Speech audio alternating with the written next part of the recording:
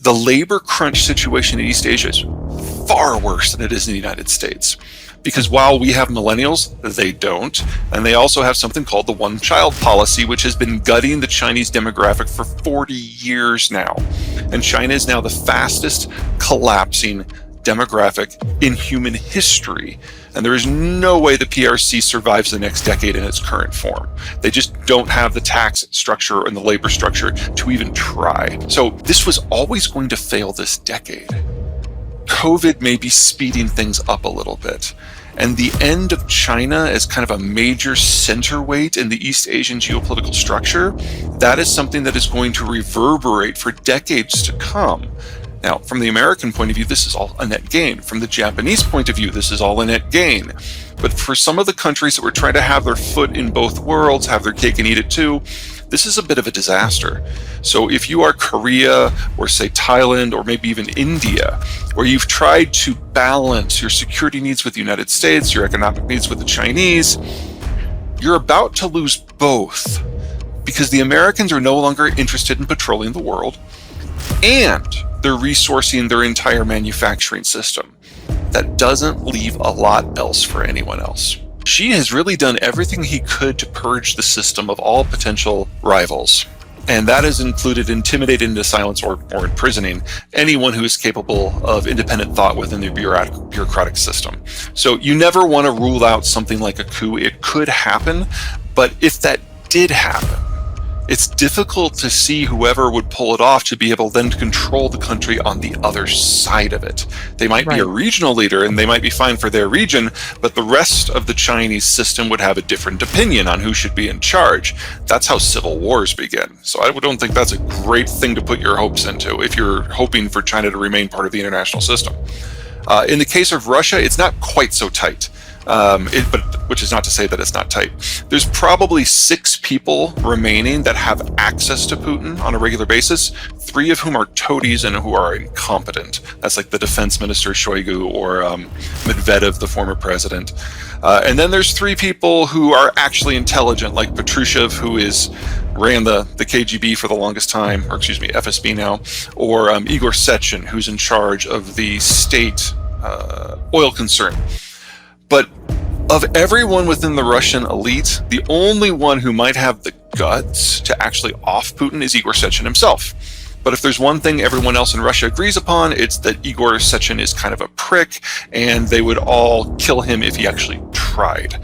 So there's not a lot of hope in terms of Kremlin watching or Forbidden City watching in terms of what might be a smooth transition from these 2 leaders. The COVID disruptions were about substitution. The disruptions we're now starting to see are about flat-out replacement. We know that the system that made everything that we know in 2019 is not coming back. We know that the Russian materials are falling off the market. If it's not because of boycotts or sanctions, it's going to be because a lot of the productive capacity in Russia was done by Western technocrats, especially if you're talking energy in Eastern Siberia, which is the stuff that feeds into China. And then the Chinese can't adapt anymore. In that sort of environment, we need to rebuild a fundamental system elsewhere. That takes time. That takes money. It takes 10 years to bring a new potash mine and processing facility online. It takes at least 3 years for a nitrogen system or a phosphate system. The Chinese have removed phosphate from the system because they're concerned about food security in their own country. These are fertilizer materials you're talking about, correct? Sorry. Yes, fertilizer. And China used to be the world's largest phosphate exporter. Potash comes from Belarus and Russia primarily.